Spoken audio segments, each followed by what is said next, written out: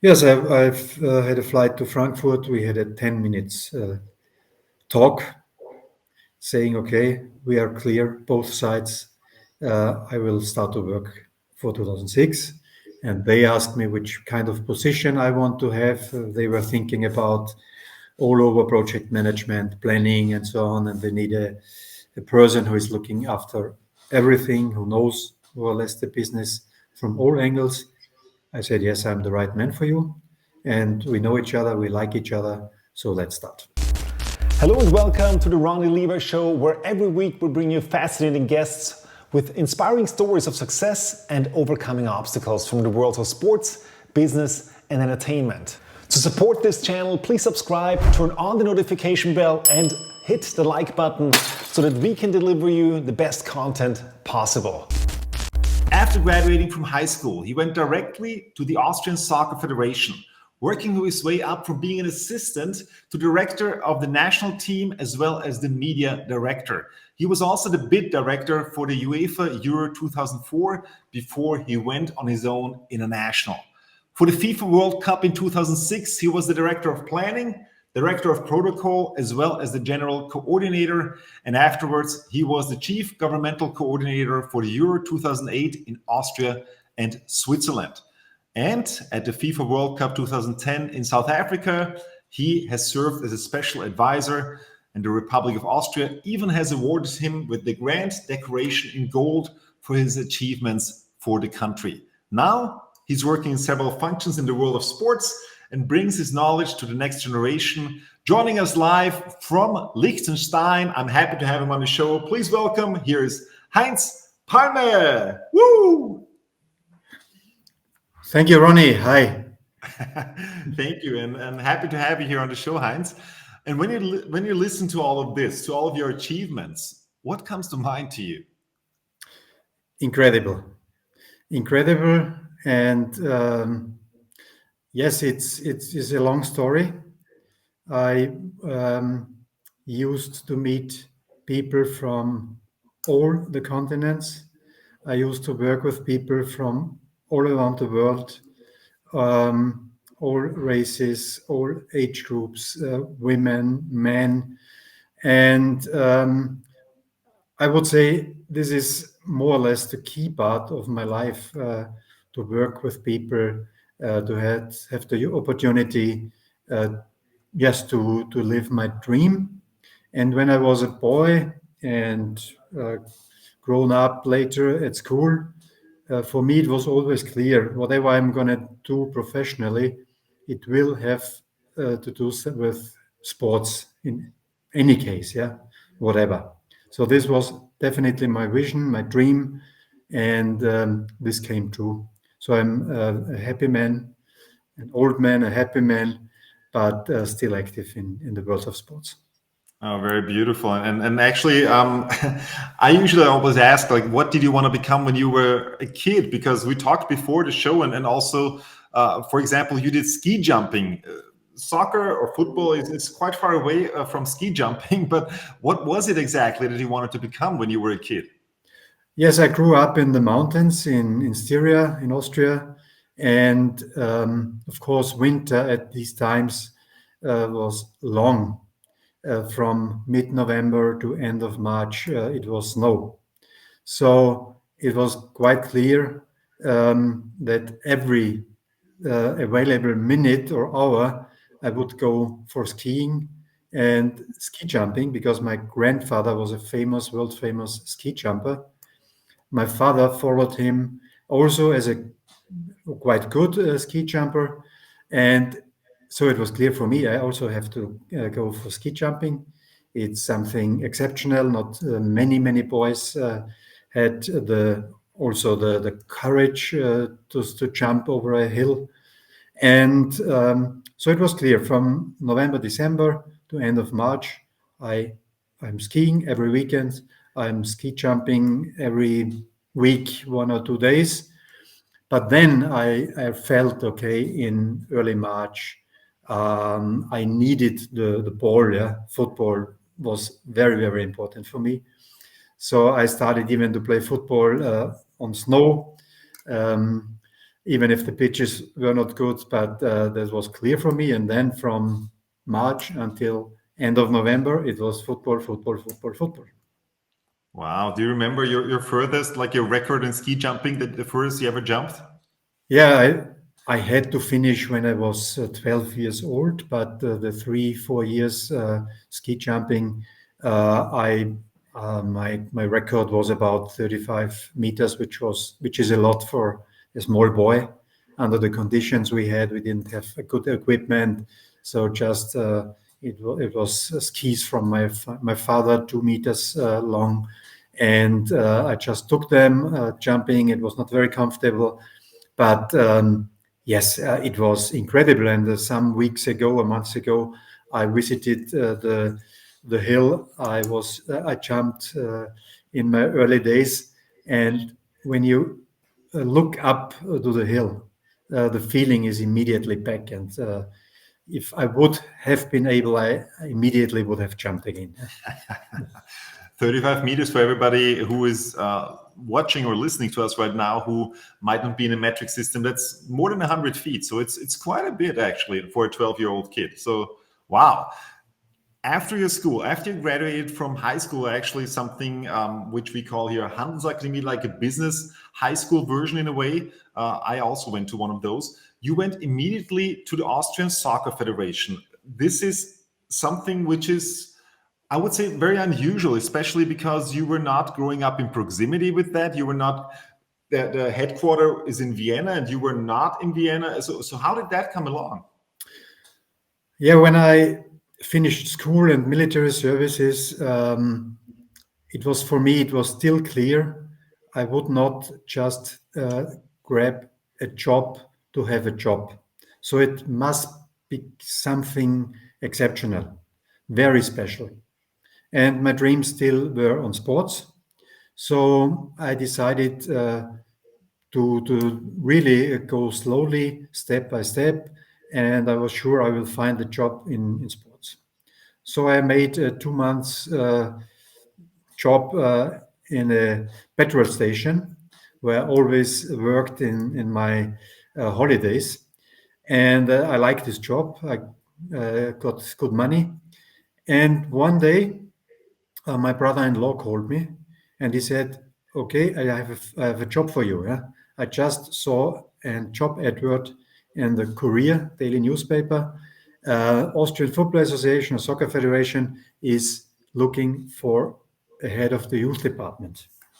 So I saw this, and the same day I wrote a letter and application letter, and 3 days later they responded asking me to come to Vienna just to exchange information and introduce myself. So cold outreach, no connections, just no like connection, no nothing, no nothing. So yes, I was there more or less first time in my life in Vienna. I was a bit nervous, so I went to the Austrian Football Association, Maria Hilfer Straße 99, which was a famous address. Everyone in football knew this is the headquarters of the Austrian Football Association. So I went there and I had a meeting with the Secretary General and a responsible guy from Styria, the vice president of the Styrian Football Federation, who was responsible for the youth centers of excellence, which has been founded a year ago. So we had this introduction, and the guy said, yes, okay, very interesting. We would like to have you in our team. So do we have the chance for an apartment in Vienna? So I said, no, I'm the first time ever in Vienna. It's my first day. Not yet. I thought if you are inviting me, you would also think about more or less arranging something, an apartment. No, we cannot. So I went back to St. Gilgen, to Salzburg, where I had my job. And yes. Probably disappointed, I guess, at the time. Yeah, I was disappointed, but not, okay, with 20 years old, I was not deeply disappointed. But then my uncle, who lives in Vienna, he got informed by my mother that I was in Vienna and they had a problem with my apartment. So he called the Secretary General and said, it's my nephew. He can stay with me, with my family for some months. Yeah. So the Secretary General said, sorry, now the job is already lost, more or less. We have appointed someone. Another 3 days ago, they called me saying this guy left his job 2 hours after coming into the office. If I would still be available. So I said, yes, I'm available. This was a Thursday. And on Monday after, I started in Vienna with the job. Wow, incredible. And that was back in 1977, I believe, right? 78, yeah. 78. It was after the 1978 World Cup in Argentina. So a highlight for the Austrian football and people in football. So only 2 months after this World Cup, I started at the Austrian Football Association. So it was really like a dream. I would have even paid them if I could work with them. Yeah, I didn't have the money to pay myself, but it was a really good start. And with 20 years old, to have the opportunity to build up something in department youth football, this was extremely interesting for me. So the first years was all in the youth field, in the youth sector. You went to several also youth like European championships, or to basically, and I think even to a world championship once. Was it a youth world championship as well? And then at some point you also transitioned to the big guys, let's say to the adults. But what was it along the way? What were your first learnings like? What was it that you took there with you along the way? Yes, to work in the youth department, I learned every single day from my mistakes and errors. So I made a lot of mistakes, but nobody mentioned it at the end. Yeah, so I could really do what I wanted to do. I had one of my best friends very soon, Gerhard Hitzel, who was the youth national coach. So we were driving youth football, all the national teams, the youth leagues, the centers of excellence, and so on. And since I was so young, people underestimated me for sure, because I looked like maybe 17 years old, like a baby. But I became very strong in my mind very soon. So I started to analyze youth football in Austria, also to make proposals what we can improve. I was responsible for the budget for the whole year, so I could really play around. And then, of course, I was very much interested also in the football itself, the tactics and so on. And since I was so close with the coach, I was more or less also his assistant coach. Yeah. So very soon I started with the coaching courses, education courses. I received the license when I was 23 years old, the highest license as a coach. I never worked as a coach, but it was important for me to learn football from theory, but also from the field, more or less, working so closely with the team, with the coaches. Yes, and what I also learned, of course, is leadership. Yeah.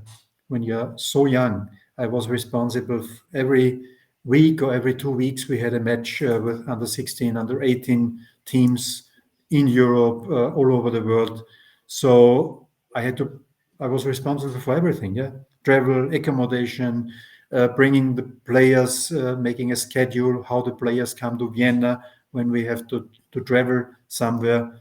At this time, there was no smartphone, there was nothing, no laptop, no digital support.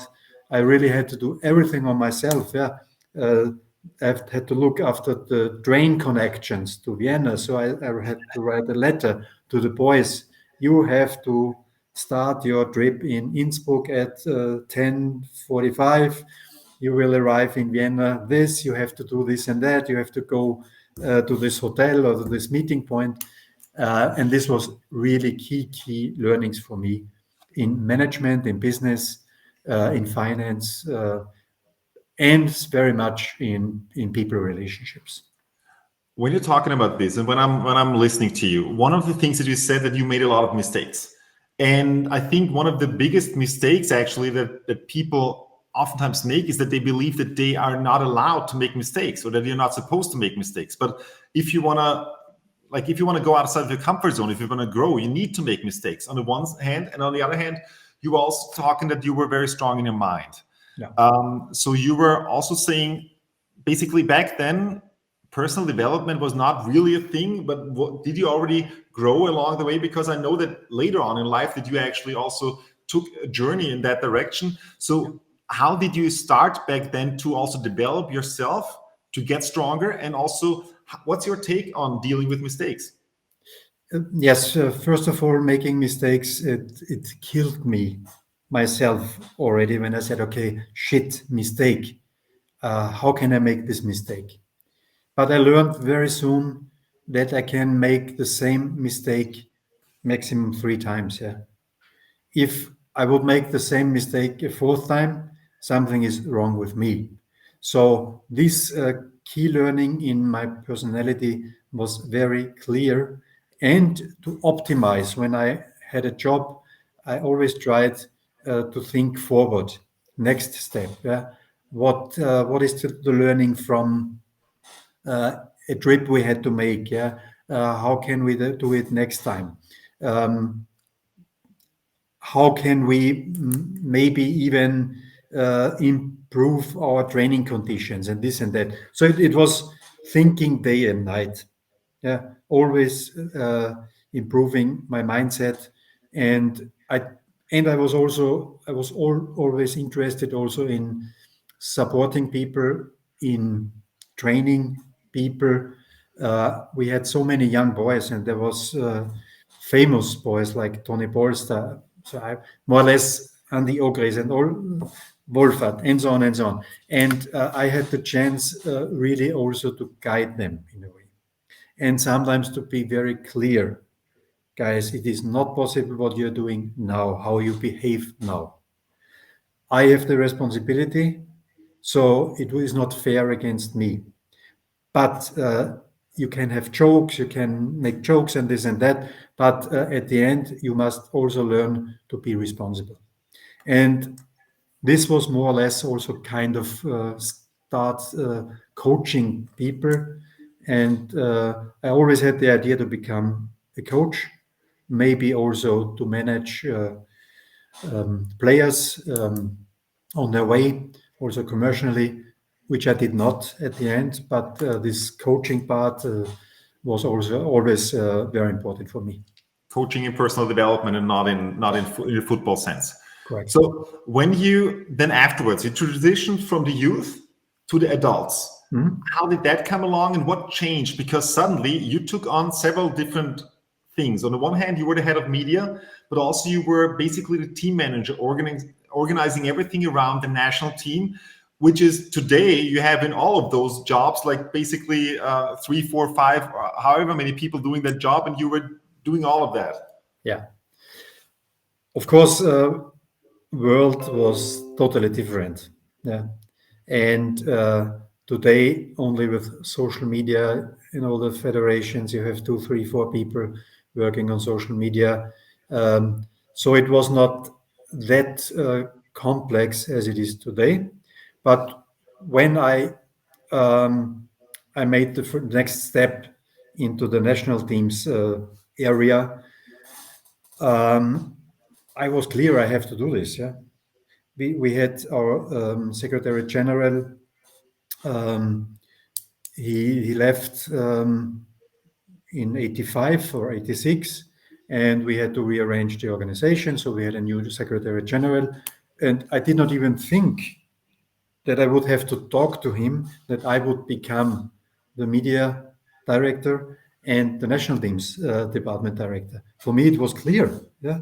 And then one day he had that role before, right? Like he had that role, he advanced. Yeah. And you were basically then filling his Yes, shoes. yes. He did not have this team manager role as I had at the end, but he was media director, and he was yes, a very mature person. So one day we started to discuss how are we going to build up.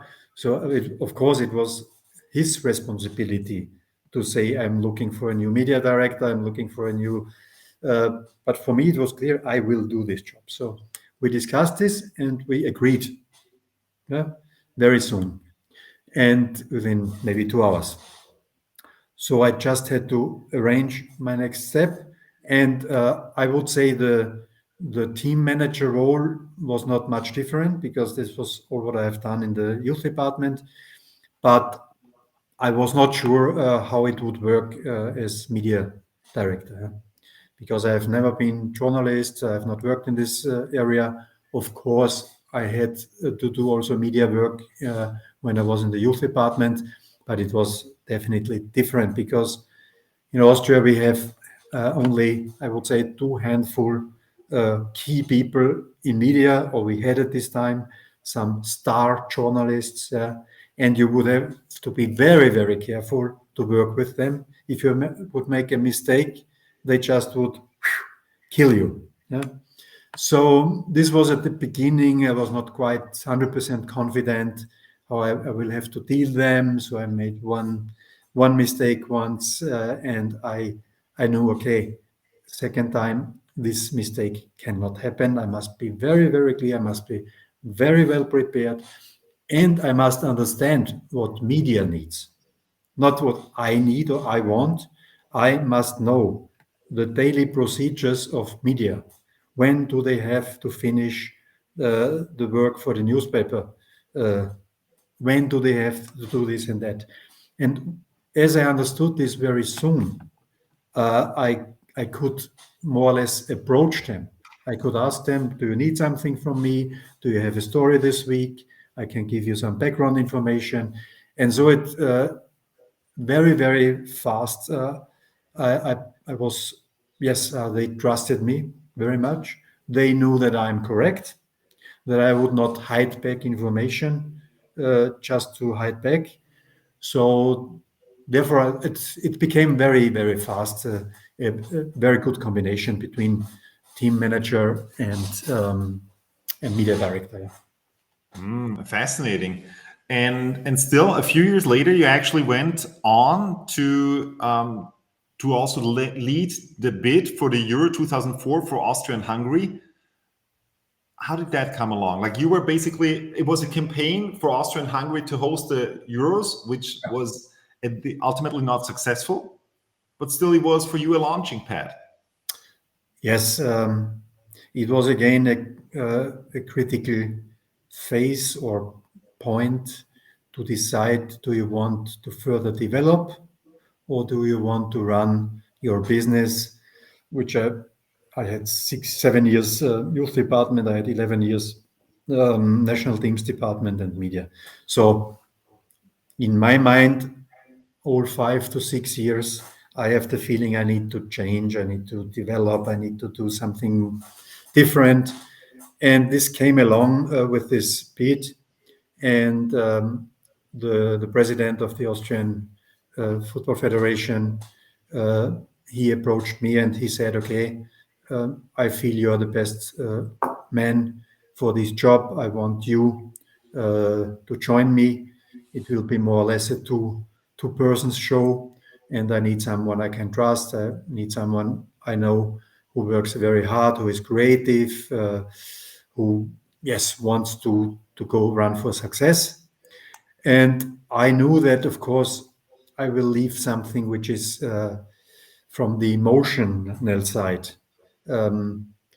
It's more interesting to be with a team, to be responsible at matches, to see the ball running, and to have the close connection to the coaches, national coaches. And I had 6 national coaches which I worked with.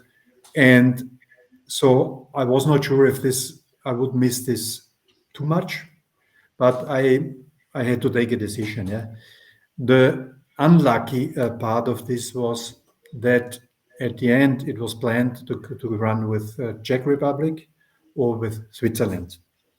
And one day when I had decided I will run this show, it was 10 days after my decision. the Austrian government decided to run with Hungary. So, and I was sure, okay, this will not be a success story in the way I wanted to have it, or the president wanted to have it. But at the end, we were very close to be awarded. And at the end, I learned so much in marketing, in sponsoring, to finance this campaign. We made a plus. Yeah, it did not cost any euro to the Austrian FA. So this is one big success. The second success was that the discussion about the stadium infrastructure started, and we brought this to a point where the first new stadium projects could really be could really start to get developed. Yeah? So we had stadiums in Innsbruck, in Graz, and you could really feel this bid helped to something at this point. To move Yeah. to move forward, especially in the country. Correct. Yeah. And because the most critical point in Austria in football at this time was the missing infrastructure. Yeah. And after this bid, and then the bid 2008 for Austria-Switzerland, Which was successful. But we laid the foundation with the 2004. Without 2004, 2008 would not even have been possible. Yeah. So therefore, for me, it was, of course, you want to win if you go into such a bid, but it was, for me, rationally clear. It was successful, and we will take some profit from this bid at a later stage. Now, many people, when they hear your name, they think World Cup, especially World Cup 2006. What many of them do not know, this was already your fifth World Cup that you were at, or that you were in some kind of way part of. Because 1990 Italy was the first World Cup for you, I believe. Yeah, there was also, together with the Austrian national team, you were in your function as team manager and also as the media director. First of all, because there are not a lot of people on the planet that know more about the FIFA World Cup than you do, or also have more inside knowledge. What does the FIFA, before we go into 2006 and so on, what does the FIFA World Cup mean to you? And also, what were your very first personal experiences? Yeah, first of all, the World Cup means something really outstanding for the world of football in terms of development. And with this 4 years rhythm, I think it's something which makes it extremely exciting, or made it, yeah, because now we have an overload of football or competitions. But this was also always a highlight every 4 years, World Cup, and being involved as a fan, as a journalist, or in my case as an official, it's really you are really looking forward to go there, to work there, to be part of this special atmosphere. And in my case, yes, of course, 1990 was my first experience. Italy? In Italy, which was great for us because we qualified, and it was I think we had a good team at this time, a young team. But going to Italy itself was, of course, great. Neighbor country and a big football country. And being in the same group as the host, as Italy. Correct. So what we tried to provide was the best conditions for the team. So we tried to find a place near Florence, in the vineyards of Tuscany, and we found this place. It was like you could stay on holidays there.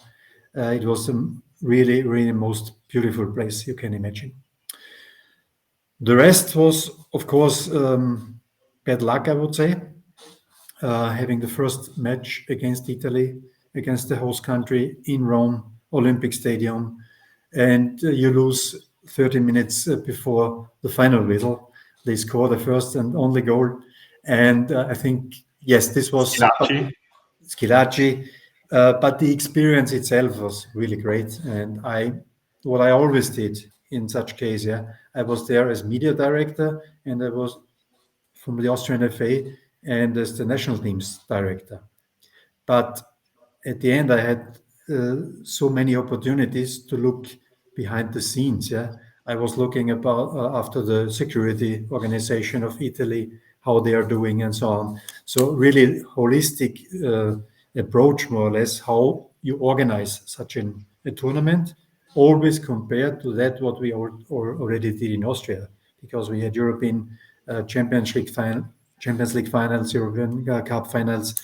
So always to compare, what can you learn, what has been improved in the meanwhile by other organizers. And so I took a backpack home of knowledge. Also knowing how FIFA is working with the teams, what the meetings are, what they require, and so on and so on. Everything what I could use later on. Wow. Talking about later on, because now, okay, you had a career more than 20 years in the Austrian Federation. Then you say in the year 2000, all right, I'm going to do my own thing now. Pretty soon after that, first comes a burnout. And right after that comes, suddenly you are in one of the top jobs for the upcoming World Cup in 2006 in Germany, which is, first of all, going to be an incredible tournament in a land that lives for football or soccer, and where you know it's going to be a great organization. Many countries and fans are looking forward to that. Great stadiums, everything is going to be provided. So, well, many people ask themselves, how does an Austrian get to Germany, who, like, the biggest federation in the world is the German Soccer Federation, which has more than 1 million members. And why are they looking for a guy from Austria to make their tournament incredible? I was lucky enough to work with people from the German FA over many years. And the one was Horst Schmidt, who has been the Secretary General of the German FA, and in parallel also for UEFA, working in the bid committee. And he was very clear, saying that we, Austria, and me as a person, we made the best bid book, and he did not forget about this. So the other one was Wolfgang Niersbach, the media director of the German FA. We knew each other also from the bid of Germany for 2006. And on the 6th of July 2000, Germany has been awarded to host the World Cup 2006. I called Niersbach just to say, well done, great, I'm happy for you. And whenever you need something, just call me. He said, I will call you later this year when we know about everything, how we are going to build up this organization. He called me in November 2000 and he said, okay, we were talking about you, and the whole executive committee, Franz Beckenbauer, Horst Schmidt, Wolfgang Niersbach, and Fedor Radman, they all said we should contract you. So I said, okay, I'm very happy, but I started my business. I'm in a very bad condition. I have a burnout, and I will really try to find a way to survive. Please let us talk again in February. He said, no problem. We have time enough. Yeah, I survived. I came over my troubles in my business, and in February we had a very brief phone call. He said, please come to Frankfurt, let's have a meeting, then we will find out which kind of position we will offer you. Yes, I've had a flight to Frankfurt. We had a 10 minutes talk saying, okay, we are clear, both sides. I will start to work for 2006. And they asked me which kind of position I want to have. They were thinking about all over project management, planning, and so on. And they need a person who is looking after everything, who knows more or less the business from all angles. I said, yes, I'm the right man for you. And we know each other, we like each other. So let's start. Wow, incredible. And then like tell us, also give us a behind the scenes look. What do you need to bring with you? Like what character traits, what abilities do you need to bring in order to be responsible to organize a FIFA World Cup, which is the biggest sports event in the world? Yeah, first of all, experience and having made all your mistakes already in the past and learn from it. Then, of course, knowledge about the high-level decision makers, about personalities, how to work with them, how to treat them, how to react to be treated by this kind of people. And yes, and of course also a track record in terms of having organized Champions League finals. We had 3 finals in Austria, which is very, very unusual that a city or a stadium is awarded 3 times it was 1978, 1990, 95, and 94. We had the UEFA Cup final with Salzburg. We organized all these, the World Cup organizations, and so on and so on. There's a lot of things. And the German FA, they knew, of course, that I have done this all. Yeah, it's not a fake when I'm talking about or having organized a Champions League final, and so on and so on. And this is what you have to bring, of course. And being an Austrian going to Germany, of course, you must know there will be some people who would judge you as the wrong person, because we Germans, we have people who knows even much more than Austrians in football. We have a success history, and I was clear that I need also some quick wins. Yeah. When I arrived there, I must be lucky also enough to get the opportunity for quick wins. And the first week I could see they like me, but they are waiting on my behavior or business behavior. And then the first guy came saying, "Oh shit, I need something from UEFA, and I don't know." So I said, "Okay, what do you need?" I make a phone call. 2 minutes later, he had a response, and he was very happy.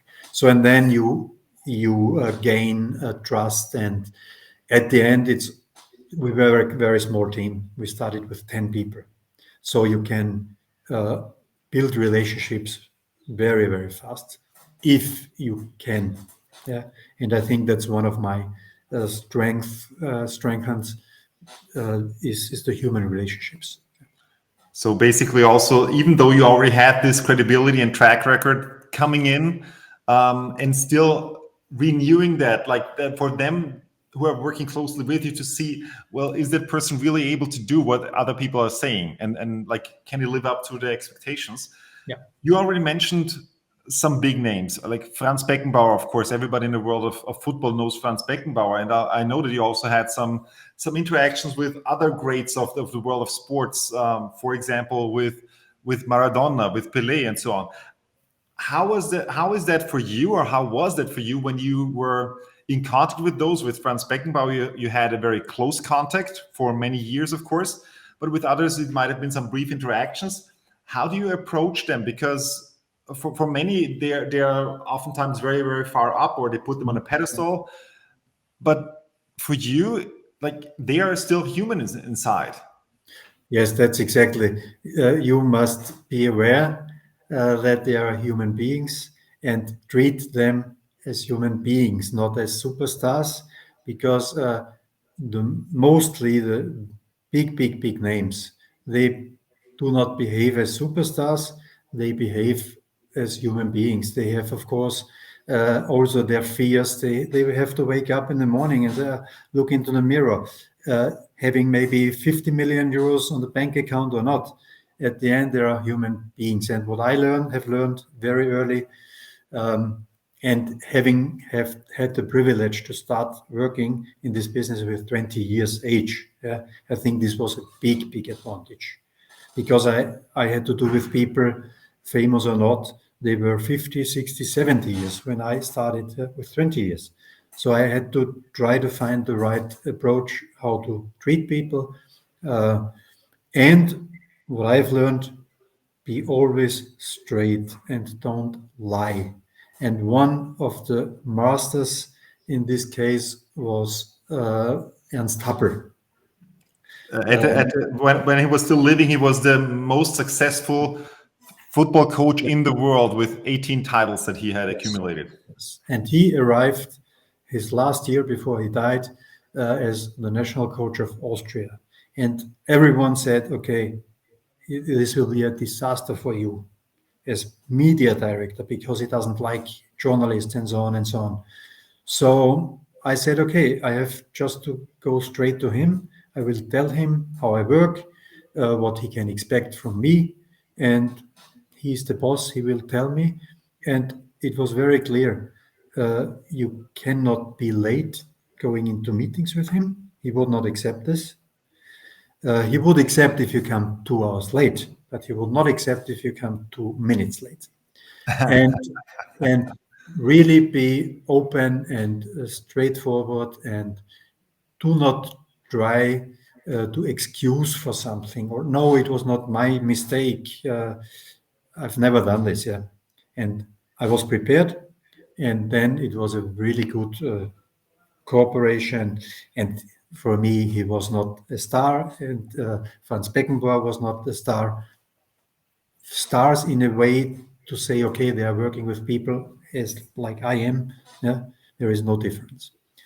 I also had the opportunity to do for some meetings with Angela Merkel, which was also very German Chancellor. Yeah, which was also very interesting and good, because she was as normal as you can not even imagine. Yeah, I read a story where you actually brought her to the dresser room of the German national team. Correct. Yes, it was very funny. It was the 4th of July 2006, and Germany lost against Italy in the semifinals of the World Cup. And the dressing rooms in Dortmund are on the opposite side of the honorary tribune, main tribune. And I was the director of protocol. So she came and said, okay, I want to go to the dressing room of the German team. So I said, yes, okay. But it's over there.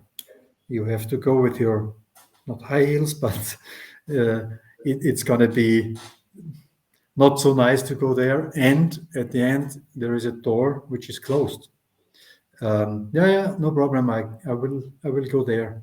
So the head of state, Angela Merkel, 2 bodyguards, and I brought them over the pitch to the dressing rooms, and I explained again. I said, okay, this is holy bath, the dressing room.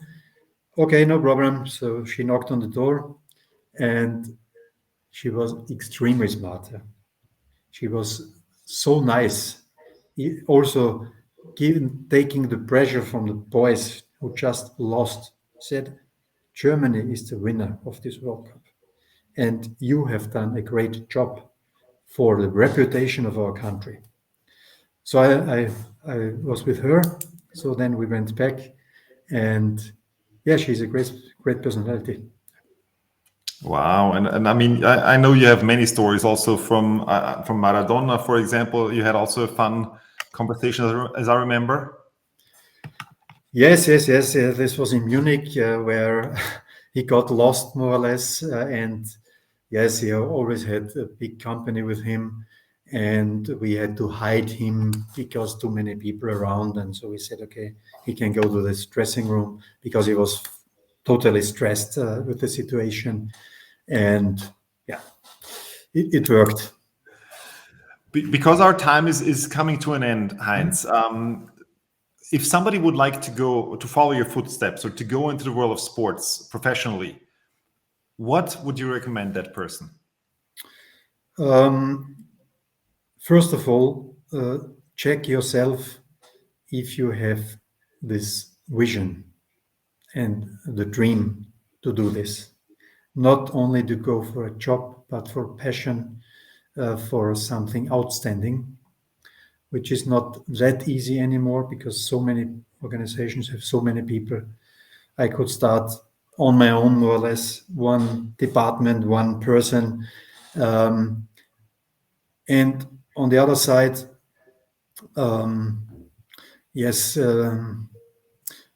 don't give up too early.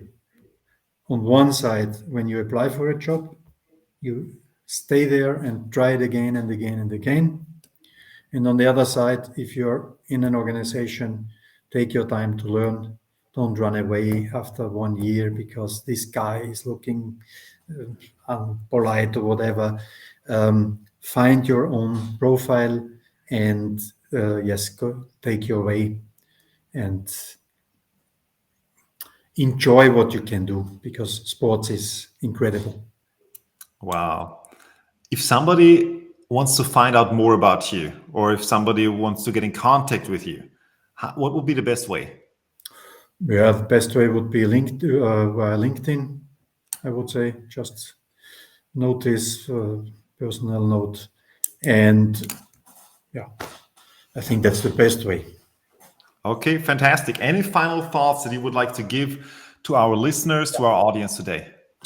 Yes, I think what I have learned over so many decades, because I'm now in business since 45 years. And I never studied anything at university, but I studied two things. The first was to become a licensed football coach back in 1982, because I really wanted to know the basics and the theory. And the second is, from all my learnings, to work on my personality. I became a life trust coach. Last year I have clients, and I think this is really important to start for yourself early enough on your own personality. And you cannot do this on your own. So you take support, take the chance. There are so many people now out in the world who knows how this works. And I think this is, at the end, it's the key learning for me. Wow. Thank you so much, Heinz. Thank you so much for being on the show and for all your wisdom and everything. All the best to you in the future as well. Thank you once again, Heinz Palme. Thank you, Ronny. Thank you. Thank you for sticking with us until the end. To make this content even more valuable for you, please leave a comment below and share your thoughts, and also share this video with somebody you care about who absolutely needs to see this. Thank you very much. Have an outstanding day and see you next time.